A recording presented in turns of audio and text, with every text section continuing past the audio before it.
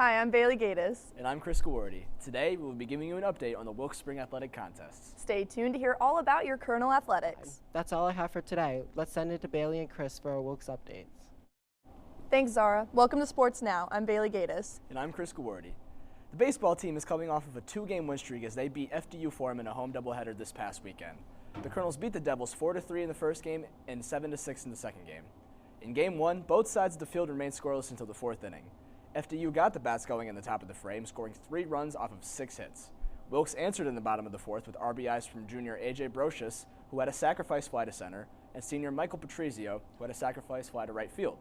In the sixth inning, Patrizio got his second RBI of the day by doubling the left center, bringing in first-year Mike Schau to tie the game. Wilkes held FDU scoreless in the seventh and added another run as first-year Zach Luxick singled to left field, scoring graduate student Brandon Reno the winning run. Luxick told Bailey that it was thrilling to hitting the winning run. Reno had a great hit and did his job getting on base in that situation. The same goes for Stone Warmouth, working an at-bat to get the walk to first. So to have those runners in scoring position really helped him with hitting the ball to the outfield to bring them in. Senior Tony Molitores pitched 6 innings, only allowing 6 hits, 3 runs, 4 walks, and added 4 strikeouts. Molitores told me that winning the first game was definitely important. We have been in a slump the last couple of weeks, so it was really good to get the first one today and be able to have a chance to win the game series. Game 2 started out hot as FDU got the bats firing in the top of the first inning, scoring 2 runs. Wilkes responded with an RBI double from Reno, scoring graduate student Nick Pronti. The Devils came back in the second inning with a solo home run, making the score 3-1 at the top of the second. No scores in the third and fourth innings for FDU led to a chance for Wilkes to score, as junior Peyton Shook brought in Luxick and Reno on a single to left center in the bottom of the fourth, tying the score. Right after that, first-year Chase Rabel singled to center, scoring first-year Jimmy Brzozowski to get a 4-3 lead. The Colonels held FDU scoreless in the fifth inning and added 3 runs of their own to the board. Junior Max Alessi doubled the left field, bringing in Reno. Shuck singled up the middle, scoring both Luxick and Alessi. The score was 7-3 in the Colonels' favor going into the top of the seventh inning. The Devils tried to make a comeback, scoring 3 runs on a 3-run home run, but Wilkes got the final out on a strikeout, ending the game and getting their second conference win of the day and on the season. Senior Gage Kudry got the win on the mound as he pitched 4 innings, allowing 3 runs on 5 hits with 2 walks and 1 strikeout. Baseball will play today as they host Wilson College for a doubleheader starting at 1 p.m. Softball is coming off of a split with FDU as they lost the first game 5-4 and won the second game 4-1. In the second game, junior Hope Mullins got the win in the circle, only allowing 3 hits, 3 walks, and 1 run, while adding 4 strikeouts. Freshman Nicole Howell went 3 for 4 at the plate with 2 RBIs, and sophomore Hayden Kalaman went 2 for 3 with 2 RBIs. The two brought in all 4 Colonel runs to secure the win. Mullins told me that this win was truly a team win. My defense had my back and allowed me to work the batters in the box. We had great plays all around, and then our hitting got us the win. Tonight, Wilkes will host Arcadia University in a doubleheader in hopes to pick up more MAC Freedom Conference wins. The men's tennis team lost 2 matches this weekend, putting the record at 4-4 on the season. The Colonels lost to Ursinus College 8-1 and to Lafayette College 6-1. Sophomore Cole Gibson was the lone winner for Wilkes as the #1 single, defeating Ursinus sophomore Lars Jespersen in 3 sets by scores of 7-5, 5-7, and 10-5. Gibson told me that Lafayette was on a different level, but we were competing with them the whole time as a team. During the matches, we were still strongly supporting each other and working hard to improve against a team that was more challenging. The women's tennis team lost 2 matches to put their record at 3-4 in the season.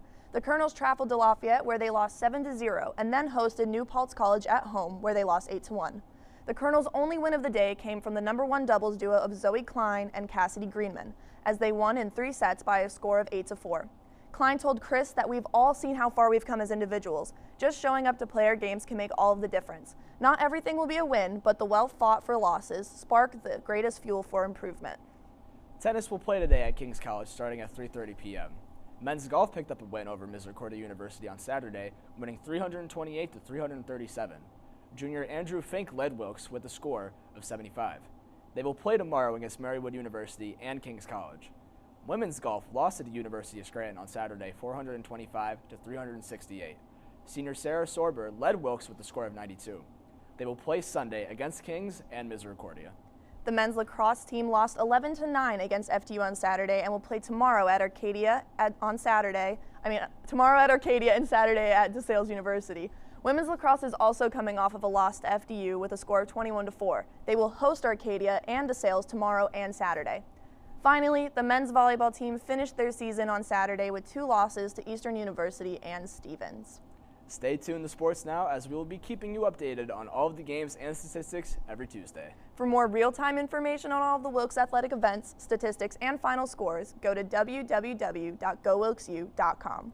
You can read more about all of the Wilkes athletes and teams in this week's issue of the Beacon. Find a copy around campus or visit www.thewilkesbeacon.com. That is all we have this week for Sports Now. I'm Chris Gordy. And I'm Bailey Gatiss. Now here's an interview that Sports Now reporter Zara Lantzman did with Nick Pronti. Hello all, I'm Zara Lantzman, and today we will be featuring 3 baseball players that are working full-time, playing their sport, and getting their masters.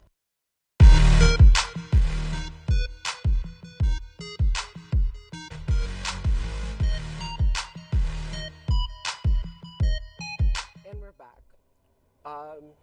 I'm here now with Nick Pronti. He's also going to talk about being a nurse, so just tell me a little about yourself. Hey Zara, happy to be here. A little bit about myself is I'm originally from New Jersey, but I've come back out here into Wilkes-Barre, Pennsylvania for work, for baseball, and for some graduate schooling. And I'm getting used to Wilkes-Barre, Pennsylvania, different from New Jersey, but happy to be here, yep. Yeah. So what does your daily schedule consist of? So I'll just run you through, I worked last night, rolled through to here for this interview, but work from 7 p.m. to 7 a.m.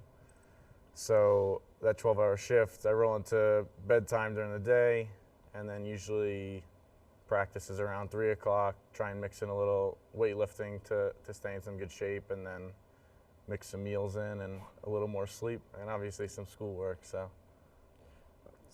Wow. What do you find yourself spending more time on?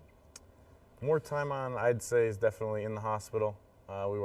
Me and Brandon work 36 hours a week, so that's 3 12-hour shifts. So I'd say most of our time is spent in the hospital, but then aside from that, I'd say the second most time we spend on is definitely on the field. Gotcha. Okay, so why did you choose Wilkes for graduate school? Just the opportunities that Wilkes has to offer. I know a lot of students that went through the MBA program as well, and they had nothing but good things to say. And I know the opportunities that it'll bring to get this degree through Wilkes. So does playing baseball make it harder to be a registered nurse, or like vice versa? I'd say being a registered nurse, I'm going to go against what Brandon said and say being a registered nurse makes it harder to be a baseball player, because we have to be so focused in the hospital and spend a lot of our time there. So to bounce back from what we see and do there, and then put all of our focus on the field, that's pretty difficult. So I'd say harder to be a baseball player while being a nurse. Yeah. So what was your driving force behind staying an additional year? Honestly, my coach's persuasion, Kevin Grabowski, he was persuasive. We had a sour taste ending our last season, so I was really excited to come back and have an opportunity to play again when he had called me and said that was an option. So that was really the driving force, was the end of last season and my coach's persuasion. Okay, and then how do you balance everything? To be honest, I'm still working on that. It's been a few months since I began working. But just balancing, really just sleep, making sure that I get that in. I know my body needs to rest, but that's probably the hardest balance as of right now, but still working on it. Yeah. All right, thank you. We'll be right back after this PSA.